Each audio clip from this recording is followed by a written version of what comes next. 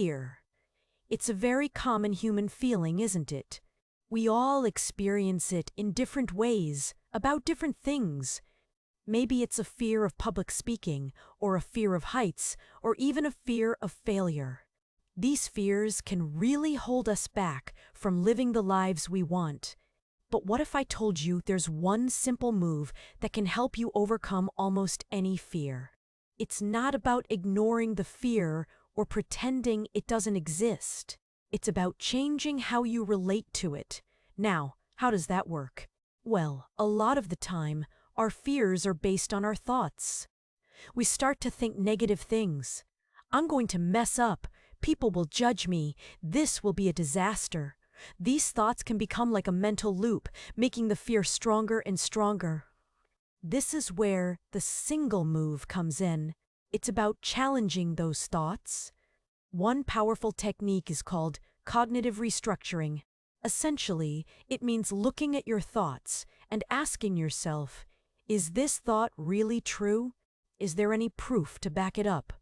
Furthermore, genuine appreciation is a powerful tool for winning people over. People crave recognition and acknowledgement. A simple thank you can go a long way.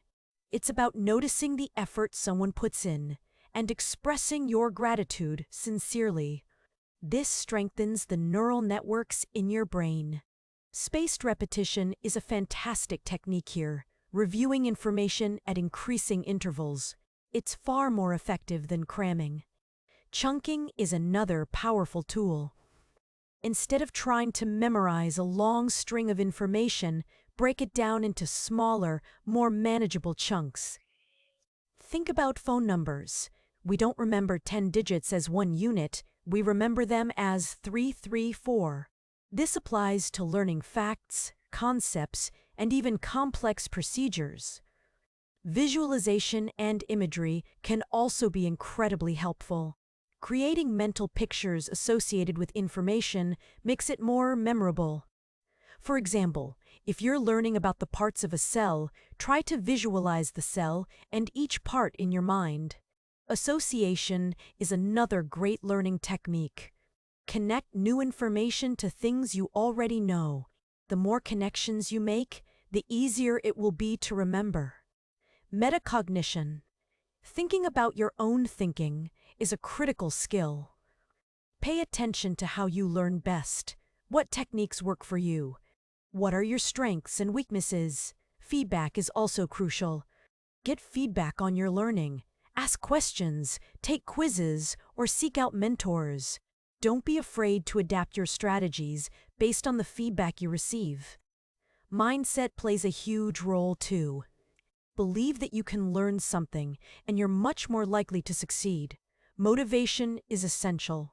Find ways to stay engaged and interested in what you're learning. Learning isn't always easy. Stress and emotional factors can hinder cognitive function. Mental discipline and willpower are needed to stick with it, even when things get tough. Practice is vital. The more you practice, the better you'll become. Review and rehearsal are not one-time events. They are ongoing processes. Don't underestimate the power of awareness and observation. Remember, efficiency isn't about doing more, it's about doing the right things and doing them well. Many people focus on the big picture, the grand strategies, but often overlook the smaller, everyday habits that contribute to overall success. Building a solid foundation of efficient habits is just as important as having a well-defined plan. And finally, don't be afraid to experiment. Try different tools, techniques, and systems until you find what works best for you. There is no one-size-fits-all approach to productivity. It's all about finding what fits your style and your goals. We've covered a lot of ground today, but there's still more to explore. We touched on automation, delegation, prioritization, and mindset, but the world of productivity is constantly evolving. There are sophisticated project management tools, advanced AI assistants, and emerging technologies that offer even greater potential for streamlining your work. It's not just about accumulating information, it's about applying it effectively. However, there's still a lot we don't know.